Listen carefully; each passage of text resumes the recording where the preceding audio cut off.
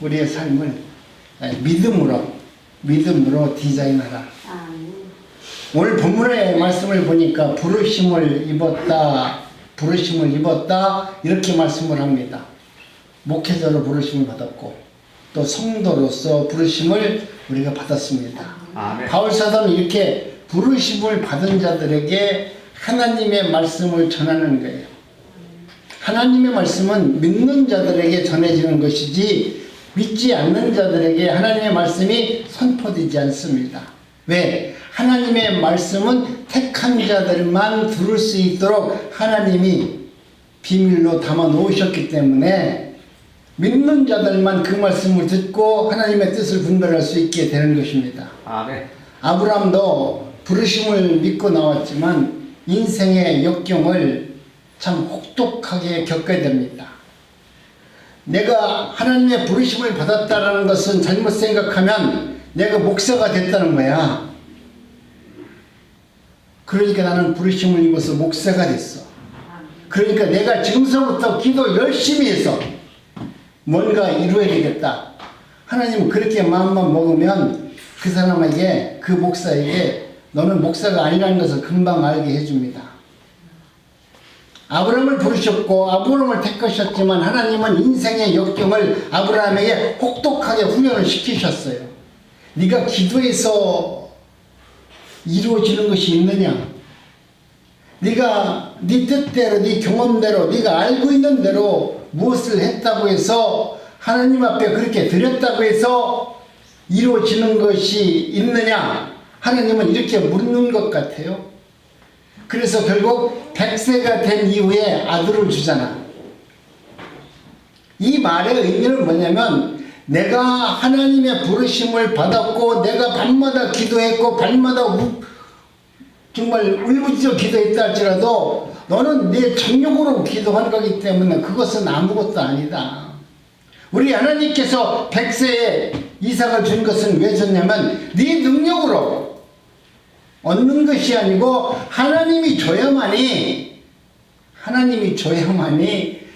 이룰 수 있는 것이다.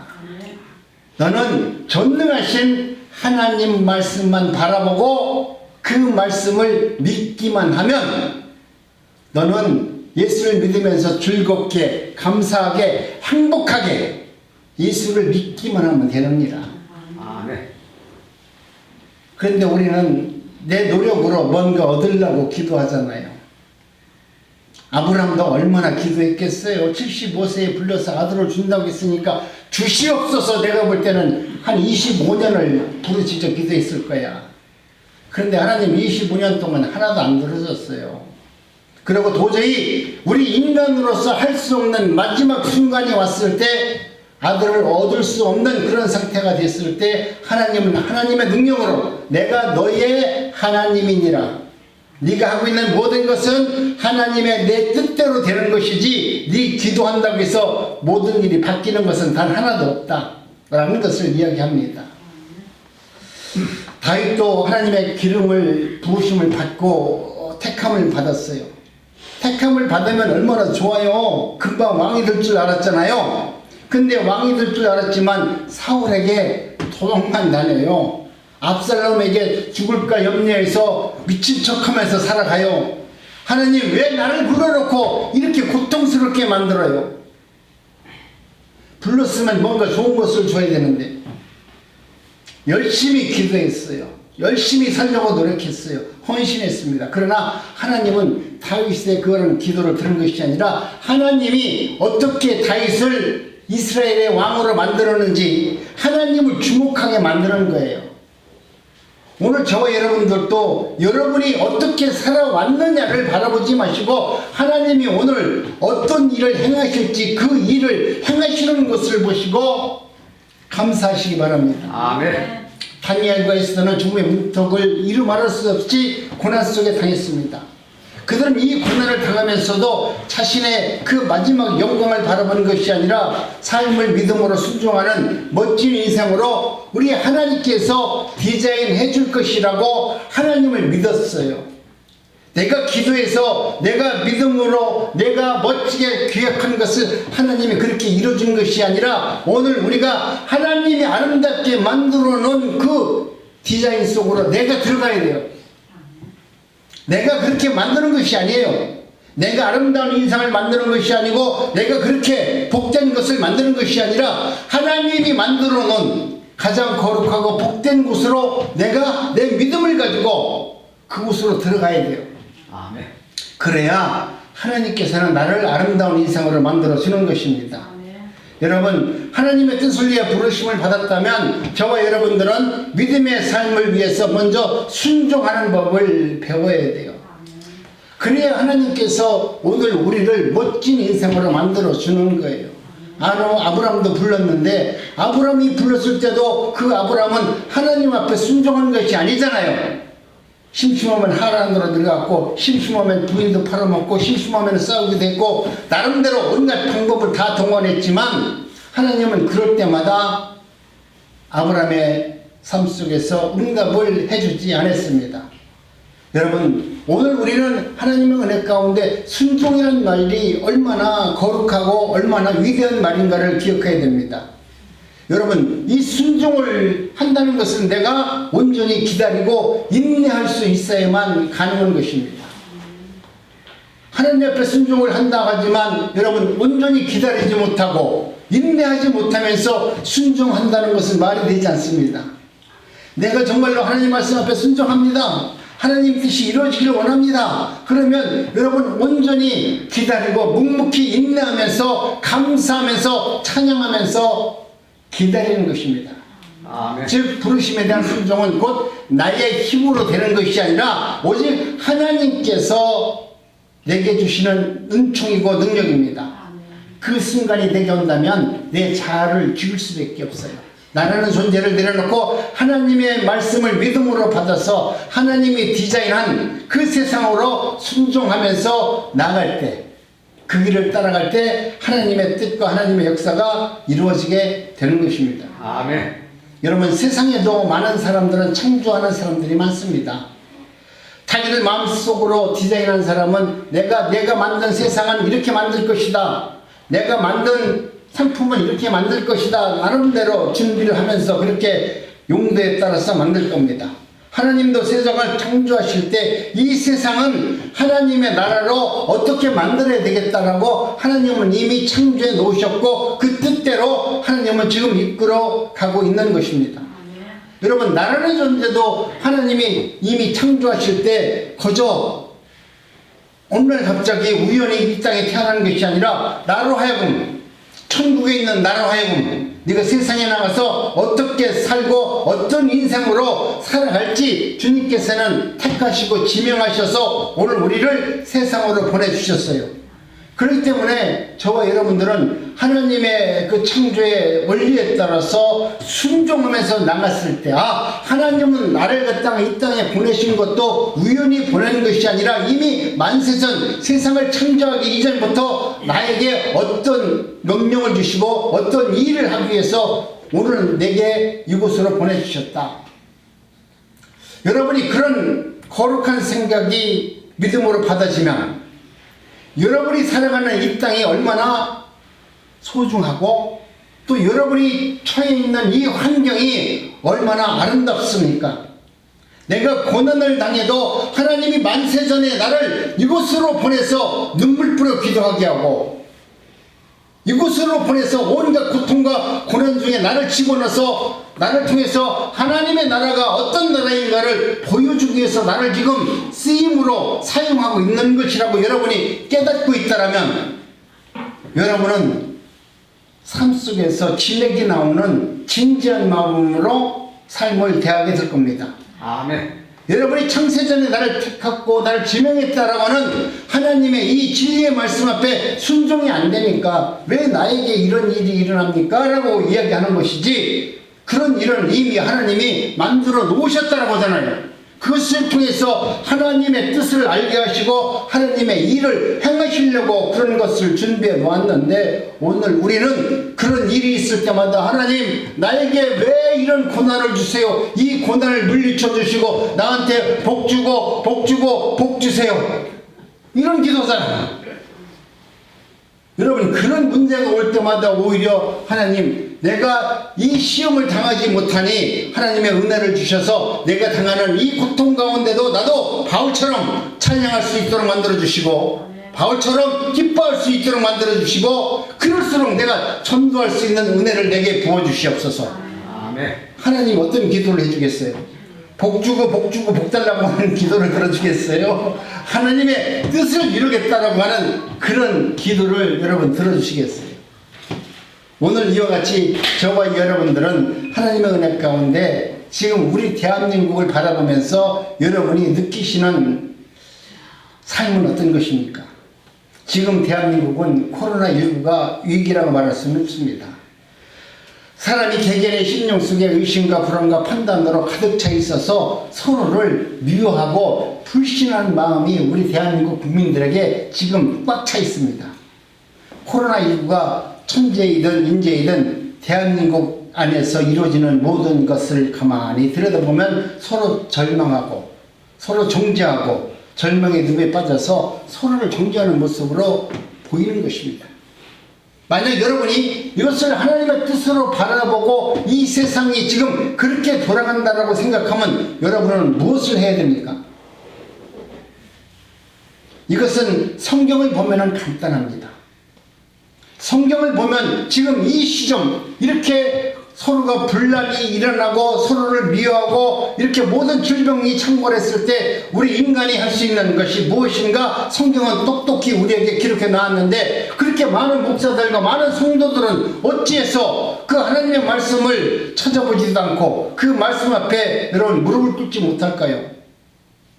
성경을 보니까 간단하게 그 이유를 말합니다. 악한 자든 선한 자든 자신의 자리를 잘 살피고 회개하는 삶을 살아가는 거예요. 아멘. 세상이 악할 때, 한 나라가 망할 때, 한 나라가 환란 속에 빠져 있을 때 우리 하나님은 그 백성들에게 언제나 외치시는 메시지가 뭐냐면 회개하라. 아멘. 회개하라고 외치는 겁니다. 그렇다면 저와 여러분들도 이 땅에서 이루는 모든 일들을 바라보면서 누구를 탓할 것이 아니라 내가 먼저 회개하는 자가 되어야 됩니다. 이 땅의 위정자들은 이미 하나님 앞에 여러 가지 모습으로 지금 불법을 다 행했습니다. 지금 뭐 대통령 후보들 보니까 네가 잘했냐 내가 잘했냐 이야기하지만 그 내용을 들여다보면 다 불법이 얼마나 많아요. 교회는 교회대로 음란과 물질의 욕망으로 더 큰 교회를 만들려고 얼마나 많은 하나님의 거룩성을 잃어버리고 오직 자신들만 위해서 세워나가는 교회를 만들어 놨습니까? 가정은, 학교는 성적 타락으로 인해서 동성애와 폭력으로 우리 자녀들이, 우리 인간들의 인성이 다 파괴되었습니다. 여러분, 한 사람의 아담의 범죄로 인해서 땅이 저주를 받아 가시와 엉겅퀴를 낸 것처럼 지금 대한민국은 모든 범죄가 넘침으로 말미암아 이 땅에 가시 엉겅퀴가 창궐한 것 같습니다. 이런 위기 속에서 하나님의 부르심을 받은 저와 여러분 모두는 하나님의 창조의 능력을 믿어야 됩니다. 하나님이 어떤 분이신가를 믿어야 됩니다. 하나님의 주권으로 이 땅의 삶의 터전으로 정말 다시 아름답게 멋지게 디자인해 줄 것이고 고쳐줄 것이라고 하는 확실한 믿음으로 여러분이 기도하고 회개할 수 있는 삶을 사는 것입니다. 그런 믿음이, 그런 삶이 여러분 안에 충만하게 이루어진다면 여러분 오늘 우리의 인생과 우리의 삶은 충만해지고 풍성해집니다. 부르심이라는 것은 내가 일으킨 사건이 아니잖아요. 하나님이 성령을 통해서 일으킨 사건입니다. 부르심은 성령께서 자신의 택한 백성들을 찾아내시는 것이 부르심이에요. 나는 가만히 있었는데 하나님이 내 마음을 진동케 하고 예수가 누구이신가를 알게 하셔서 교회로 부르신 거예요. 그렇기 때문에 저와 여러분들은 이 부르심 앞에 아름다운 응답을 하는 겁니다. 하나님이 아브라함을 찾아왔습니다. 아브라함을 찾아왔을 때 아브라함이 하나님 나 만나기를 원합니다. 하나님 나를 갖다 믿음의 조상으로 이렇게 만들어 주세요. 이렇게 한 것이 아니잖아요. 그래서 가만히 있었는데 하나님의 원함으로 믿음의 조상으로 정말 아브라함이 한 것은 별로 없고 하나님을 대적한 것 외에는 그렇게 잘한 것이 없는데도 불구하고 하나님은 내가 너를 지명하고 택하고 너를 불렀기 때문에 너를 통해서 하나님의 나라가 어떻게 이루어지고 그 아브라함의 인생 가운데서 이루어졌던 수많은 일들은 오늘 우리 인간들이 가지고 있는 모든 완악한 모습들이 있음을 보여주고 그것을 통해서 하나님이 역사하는 것이 아니라 하나님은 언제나 창조적인 능력으로 애를 낳지 못하는 그 사라에게 잉태할 수 있는 능력을 주어서 하나님이 어떤 분인가를 아름다운 세상으로 들어갈 수 있도록 만들어주는 것입니다. 아멘. 여러분 아브라함에게 일어났던 모든 사건은 오늘 우리들에게 일어날 사건의 표상입니다. 오늘 우리의 삶 속에서도 아브라함이 겪었던 수많은 일들이 우리들에게도 일어납니다. 그럼에도 불구하고 하나님은 아브라함을 이미 불렀을 때 택했을 때 언약하셨던 아들을 얻는 것처럼 오늘 우리를 부르셔서 우리를 지명하시면서 우리에게 언약해 주셨던 하나님의 말씀을 여러분 이루어 주는 겁니다.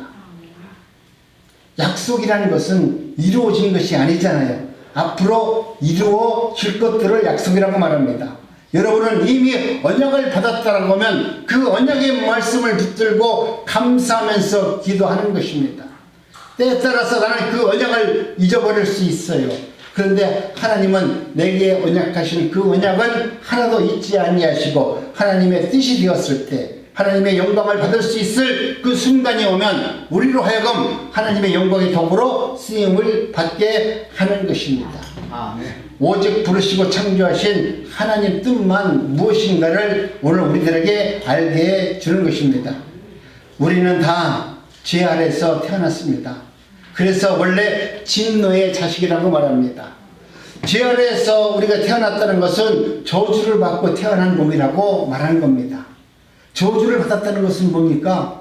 우리는 죽으면 지옥 간다는 것이 저주받고 태어난 사람들의 삶의 모습입니다. 그런데 우리가 택하심으로 부르심을 우리가 받은 것입니다. 택하심은 묵시에서 예정한 것이고 부르심은 묵시에서 예정된 것이 역사 속에서 사건화로 이루어진 구원을 이루는 모습으로 나타나는 것입니다. 그렇기 때문에 우리 주님은 나를 부르셔서 하나님의 나라 구원된 백성으로 삼아주시기 위해서 우리를 부르셨습니다. 우리를 택하셨다는 것은 언제 택하셨냐? 창세전에 택하셨다. 아멘.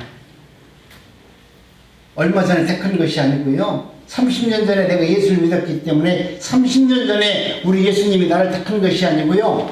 창세전에 이미 택하셨고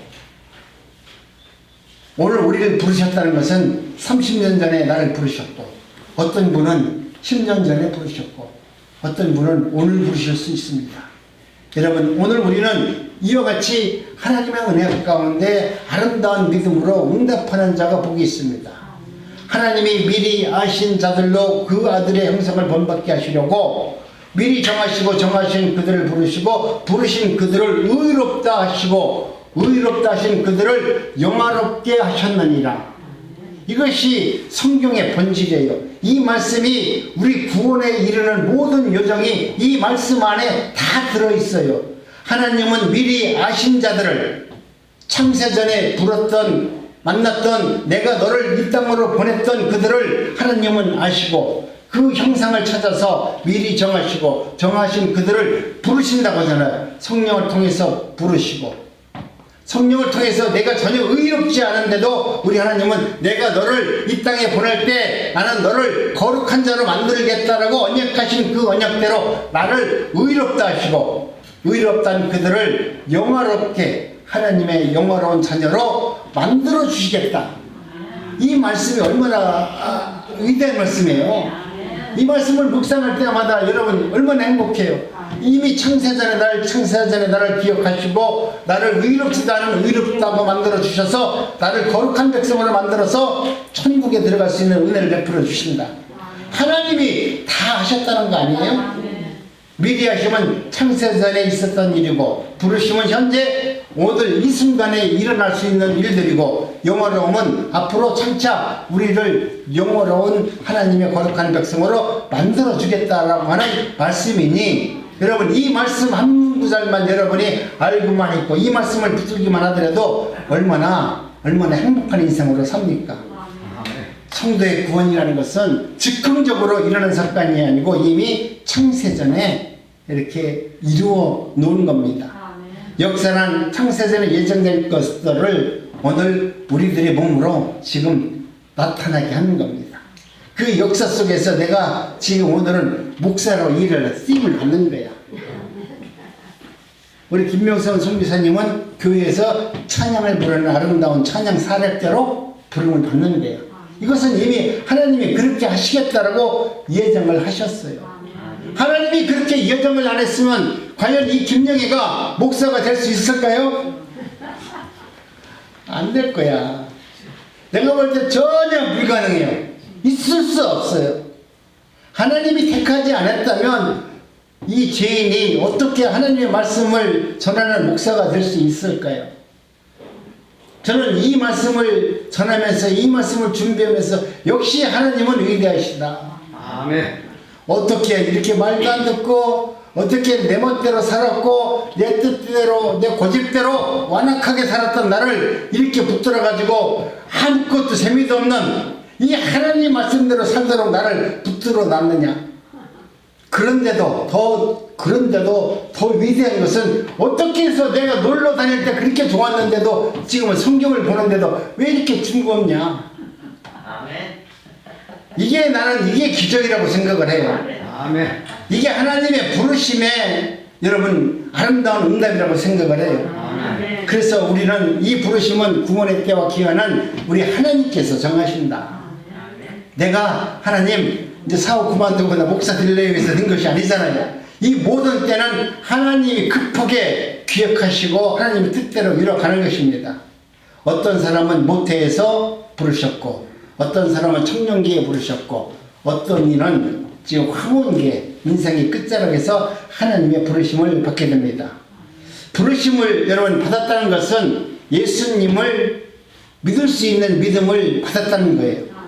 때가 되면 성령께서 예수 그리스도를 믿도록 은혜를 주십니다. 아멘. 내가 믿는다고 해서 믿어지는 것이 아니라 성령께서 내 안에 오셔서 예수님께서 누구인가를 알게 해 주시는 거예요. 우리가 예수를 믿는다는 것은 그러니까 내 실력이 아니잖아요. 내가 믿음이 많다라고 말하는 사람은 그건 무식한 사람이야. 그것은 아주 잘못된 신앙이야. 왜 그러냐면 우리의 믿음은 내 것이 아니고 예수님의 믿음이에요. 우리가 천국 가는데 여러분 믿음으로 천국 못 가요. 여러분이 밤새껏 기도했고 밤새껏 설화했다고 해서 천국 가는 거 아니에요. 오늘 내 안에 예수 그리스도의 믿음, 예수님이 내 안에 있어야만이, 예수님이 나에게 주신 믿음이 있어야만이 그 믿음으로 우리가 천국까지 내 믿음으로 천국 가는 거 아닙니다. 그러니까 여러분 모든 것은 성령께서 하시는 것이고 성령의 역사로 말미암아 저와 여러분들이 부르심을 입었고 구원을 이룰 수 있기 때문에 여러분 감사하는 마음으로 사는 것이에요. 아멘. 그런 뜻에서 오늘 본문에서 이방인 중에서 순종케 되었다. 여기서 능력의 보아야 될 단어가 뭐냐면 믿어 순종케 되었다. 하나님께 믿게 해주었다는 말입니다. 하나님이 그런 예수님이 누구인가를 믿게 해주셨다. 무엇을 믿어 순종케 하셨습니까? 바로 예수님이 하나님께서 약속하신 그 아들이라는 것을 믿게 해주셨다. 아멘. 여러분 그 말씀을 순종할 수 있는 것이 너무나 중요한 거예요. 우리 하나님은 오늘도 우리에게 성령을 통해서 우리를 믿게 해주시는 것이 뭐냐면 예수님이 하나님이 보내신 우리에게 언약하신 하나님의 아들 메시아라는 것을 믿게 해주셨다는 겁니다. 이 말이 참 중요한 말이잖아요. 여러분 복음이 뭔지 아세요? 바로 예수 그리스도입니다. 그리스도가 메시아라는 겁니다. 구원자란 말이에요. 왕이라는 뜻입니다. 그럼 예수가 왕이고 구원자라는 말입니다. 그렇다면 저와 여러분들은 한번 내 삶을 2021년 동안 살아왔던 내 삶을 한번 되돌아봅니다. 그렇다면 우리가 지난해 나약하고 믿음이 없었던 기억은 다 잊어버리시고 2022년 새해에는 우리 신앙생활의 초점을 어디에다 둬야 되냐면 예수 그리스도에게 두어야만 되는 것입니다. 아멘. 우리가 2021년을 무엇을 보고 살 것인가, 자식을 보고 살 것인가, 뭐 손자를 보고 살 것인가, 말도 안 듣는 아내를 보고 살 것인가, 더 말도 안 듣는 남편을 보고 살 것인가, 아니라는 거예요. 2022년에는 오로지 예수님만 바라보면서 살아가는 자가 복이 있다. 아멘. 땅 위에 있는 것보다는 하늘에 있는 것에 마음을 두시고 사시고, 육적인 것보다는 영적인 것을 추구하면서 사시고, 유한하고 무가치한 것을 초점에 두지 마시고 영원하고 가치 있는 하늘나라를 사모하는 저와 여러분들의 삶이 되시기를 축복합니다. 아멘. 이것이 여러분 삶 속에서 2022년에는 나는 그렇게 살겠습니다, 그런 삶을 살기를 원합니다 하면서 기쁨으로 순종의 길로 나가는 것입니다. 아멘. 삶을 믿음으로 아름답게 디자인하셔서 모든 혼란과 환경을 지배하셔서 두려움을 물리치는 승리하는 삶을 살기를 원합니다. 아멘. 여러분, 예수를 믿는다고 하는 사람들이 두려워하고 무서워하고 어찌할 바를 묻는다는 것은 내가 예수님을 안 믿어요, 이 말이에요. 주님이 내 안에 계시면 여러분 환경이 두렵지 않습니다. 환란이 두렵지 않아요. 마귀가 밤새간 나를 괴롭힌다고 하더라도 두려운 것이 아니라 여러분 얼마든지 주님이 주시는 그 은혜와 그 능력으로 두려움을 물리칠 수 있는 삶을 살도록 하나님은 만들어 주시는 것입니다. 세상 사람들은 잠시 하나님을 이용하는 사람들은 하나님 앞에 호산나 호산나 찬양합니다. 유대인들도 예수님이 예루살렘 성전에 들어올 때 호산나 다윗의 자손이여 오시는 이여 우리를 위해 왕으로 오시니 우리를 당신은 찬양합니다 라고 얼마나 찬양을 해요. 열렬히 환영합니다. 길바닥에 자신의 옷까지 깔아놓고서 정말 세상에서 이런 분이 오시다니, 야 우리 유대인들에게 축복이다. 오병의 기적을 베풀 자 그들은 예수님이 우리의 왕으로 되면 너무나 좋겠다라고 생각하면서 그렇게 환대했습니다. 그런데 그들이 예수님의 그 삶을 가만히 들여다보니까 예수님이 너무나 연약한 거예요. 로마 군병이 예수님을 붙들고 지금 끌고 가는데, 이거 왜 갑니까? 왜 가야? 한번 싸움이라도 한번 해봐야 되는데 그저 끌려가는 모습이 죄인처럼 질질 끌려가잖아요. 그런 것을 바라봤을 때 유대인들은 예수님에게 적대감을 갖습니다. 왜? 나는 예수님이 정말 우리의 메시아로 오는 것이라고 생각해서 그렇게 내 옷을 벗어가면서 예수님을 환영했는데, 그런 예수님인 줄 알았는데 로마 군병 앞에서 삑소리 못하고 끌려가는 예수를 바라보니까 너무나 기분이 나쁜 거야. 내가 어떻게 저런 자를 갖다가 왕이라고 생각했는가. 여러분이 한번 생각해 보세요. 여러분도 그렇게 믿었던 사람이 그렇게 연약하게 질질질질 끌려간다면 여러분도 내가 잘못 봤지. 저런 사람을 내가 왕으로 봤을까? 여러분, 유대인들의 정서가 예수님을 버린 이유가 바로 거기에 있습니다.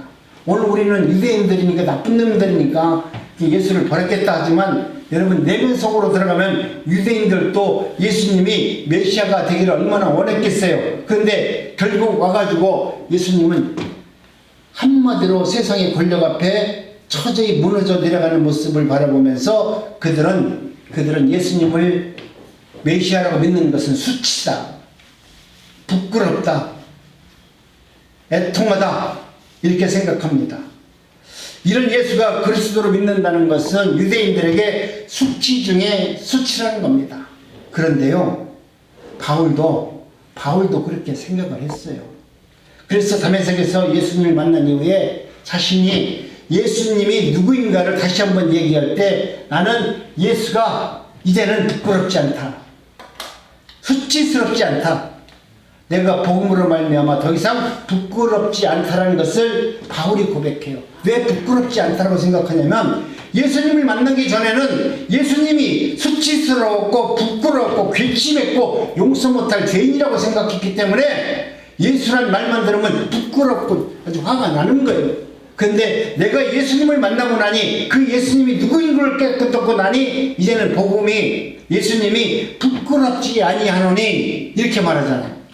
내가 아무리 기도해도 응답하지 않는 하나님, 내게 어떤 영향도 끼치지 않는 그 하나님을 부끄러워할 수도 있어요. 나는 이렇게 환난을 당하는데도 우리 주님은 지금 뭘 하고 계실까라고 생각하면서 내가 예수 믿는다고 하는 것이 부끄러울 수 있어요. 옆에 있는 친척들은 너 예수 믿는다고 하더니 꼴 좋다.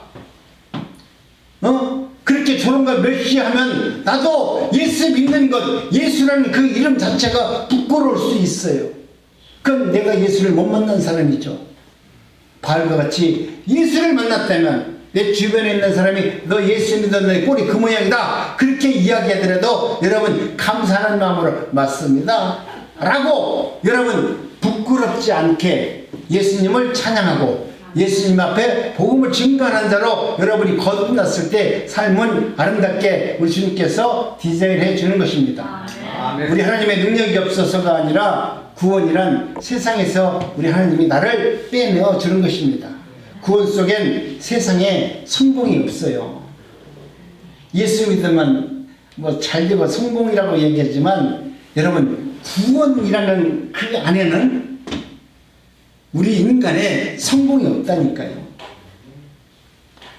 근데 우리는 이 땅에서 예수 믿어가지고 구원받으면 성공이라고 생각하는 것이 아니라 세상에서 내가 예수를 믿어서 나 같은 죄인이 천국 들어가는 이 구원이 인생의 최고의 축복이라는 것을 알지 못하니까 이 땅에서 잠시 잠깐 잘 먹고 잘 사는 것을 복이라고 생각하고 맨날 달라고 하는 거 아닙니까? 여러분 이제는 내가 하나님의 은혜를 받으면 도리어 세상에서 나는 떠남, 세상에서 버려짐을 당하는 겁니다. 하나님의 은혜를 받으면 세상에서 나도 잠시 잠깐 예수님처럼 버림을 당해요.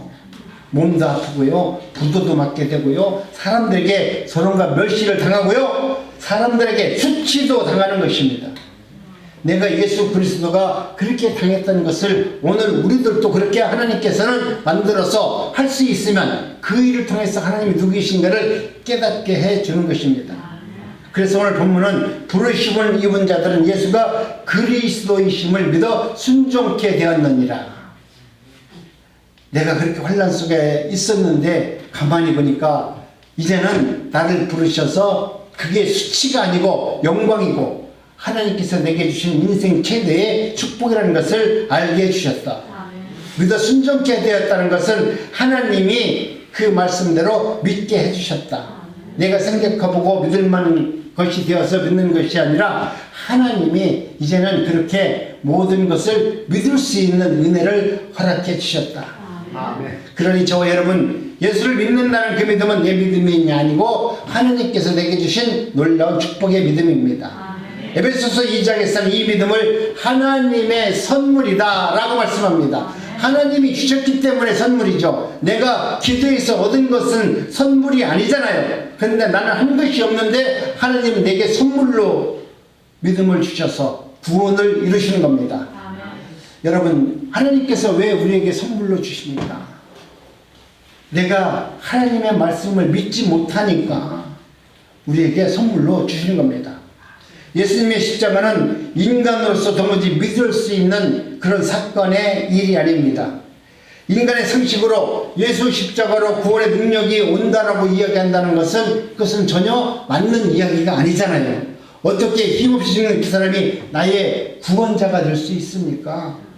그러므로 십자가에서 죽은 죽음은 구원을 받는 것은 그렇게 해서 구원을 받았다라고 하는 것은 여러분 웃음거리잖아요.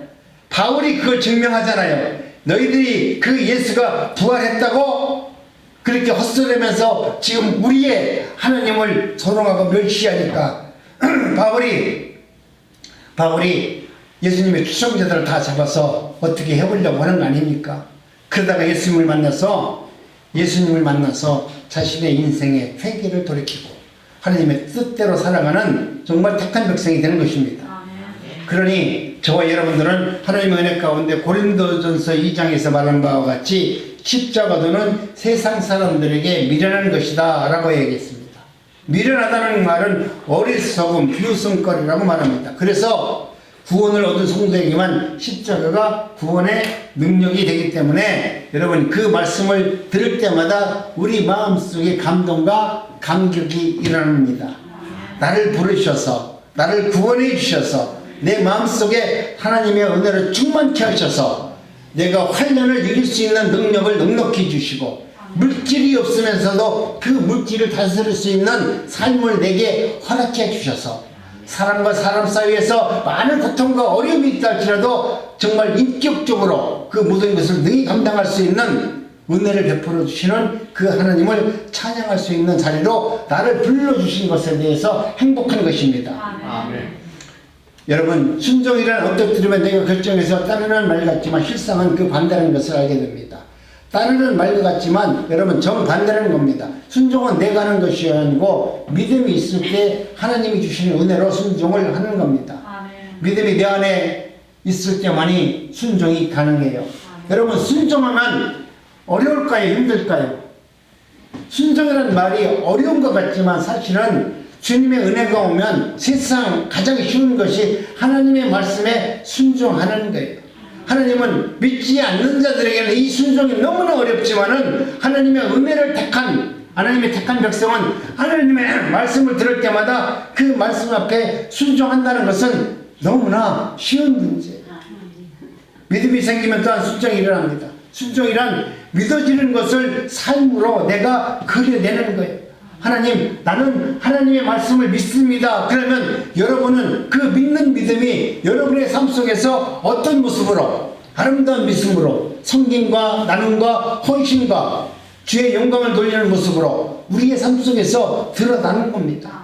할 수 없는데 너는 찬양 부를 수 있는 그런 위치에 있지 않는데 그런 어려움 속에서도 찬양을 부를 수 있는 은혜를 베풀어 주는 것입니다. 아멘. 소룡당했고 가족들이나 친구들이 미쳤다고 욕을 한다 할지라도 여러분 오늘 우리는 하나님의 은혜를 받는 사람은 순종할 수 있는 것입니다.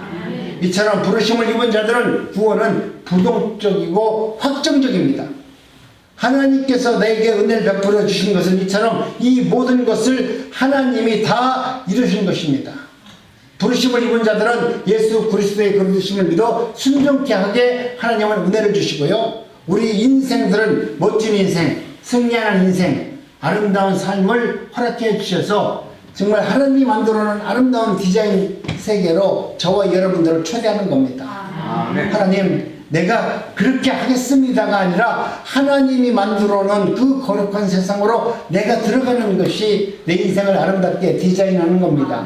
어떤 이야기하니까 내 믿음으로 내가 그렇게 하라는 것이 아니에요. 하나님이 아름답게 만들어놓은 아름다운 세상으로 저와 여러분들이 들어갈 수 있는 은혜자가 되기를 원합니다. 아멘. 그래서 우리 어르신들이 날마다 이곳에 모여서 기도도 하시고 찬양도 하시고 뭐 국수도 끓여 먹고 떡국도 잡수시고 뭐 온갖 일 다 하면서 행복하게 예수 믿는 것이 이렇게 즐겁게 이렇게 행복한지 몰랐다라고 할 정도로 여러분 기쁨을 나누고 행복을 나누고 사랑을 나누는 아름다운 난국중앙교 성도님들이 되시기를 주님의 이름으로 축복합니다.